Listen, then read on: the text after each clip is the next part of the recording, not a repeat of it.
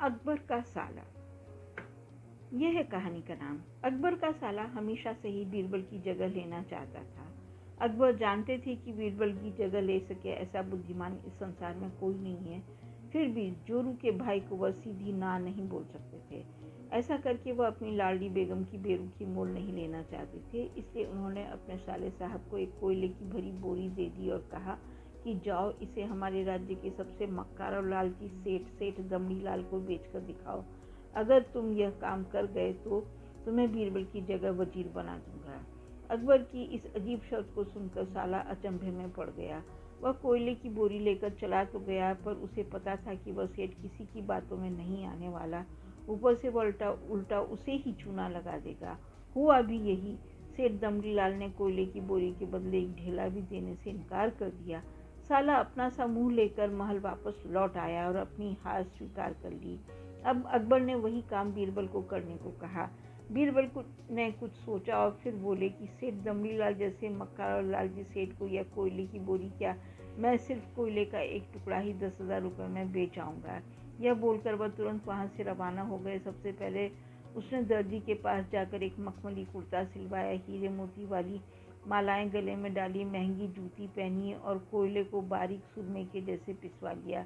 फिर उसने पिसे कोयले को एक सुरमे की छोटी चमकदार डिब्बी में भर लिया। इसके बाद बीरबल ने अपना भेष बदल लिया और एक मेहमान घर में रुककर इश्तिहार दे दिया कि बगदाद से बड़े शेख आए जो करिश्माई सुरमाएं बेचते हैं, जिसे आंखों में लगाने से मरे हुए पूर्वज दिख जाते हैं और यदि उन्होंने कहीं कोई धन गाड़ा है तो उसका पता बताते हैं। यह बात शहर में आग की तरह फैली।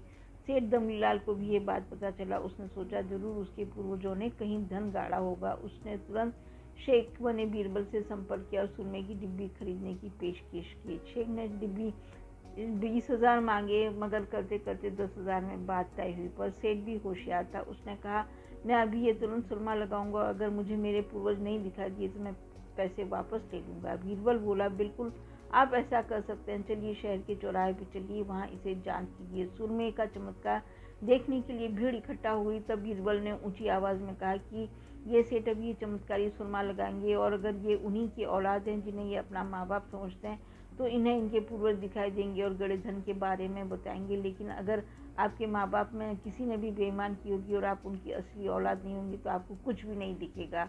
और ऐसा कहते बीरबल ने सेठ की आंखों में सुरमा लगा दिया।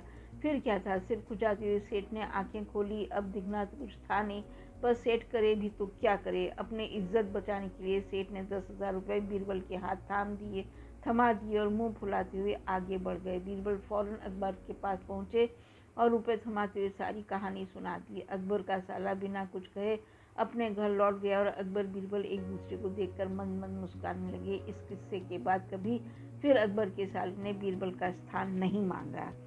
इस तरह बीरबल अपनी चतुराई से अपने स्थान पर यथावत रहे और वो वजीर कहलाए। बच्चों, आपको मेरी ये कहानी पसंद आई है तो मेरे चैनल को ज़रूर सब्सक्राइब करें, लाइक करें और ज़्यादा से ज़्यादा शेयर करें। धन्यवाद। बाय।